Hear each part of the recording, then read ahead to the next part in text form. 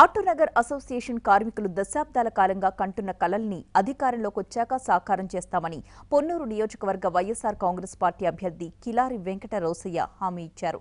ప్రధానంగా పొన్నూరు పట్టణంలోని మురికివాడల రూపురేఖలు మార్చడమే తమ ధ్యేయమని ఆయన తెలిపారు.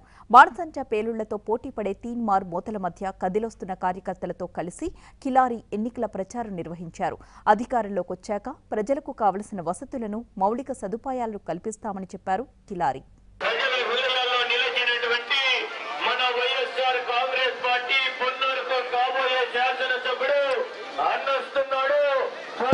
ఈరోజు పట్టణంలోని 19, 20, 21, 22, 23 వార్డులో ప్రచార కార్యక్రమం చేస్తూ ఉన్నాం. ఎక్కడ చూసినా కూడా పొన్నూరు పట్టణంలో నిజంగానే ఒక మురికి ఇది అసలు కనబడతా ఉంది. ఎక్కడా కూడా సరైన వసతులు లేవు, మౌలిక సదుపాయాలు లేవు పొన్నూరు పట్టణంలో.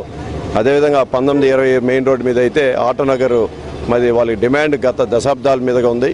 వైఎస్ఆర్ కాంగ్రెస్ పార్టీ ఈరోజు మరి ఆటోనగర్ వాళ్ళందరూ కూడా అసోసియేషన్ వాళ్ళకి ఒక మద్దతు ఇస్తూ ఉన్నాం. అధికారం వచ్చిన వెంటనే ఆటోనగర్ ఏర్పాటు చేయడానికి తీవ్రంగా కృషి చేస్తాం. ఆటోనగర్ వచ్చే విధంగా కూడా ప్రయత్నం చేస్తాం.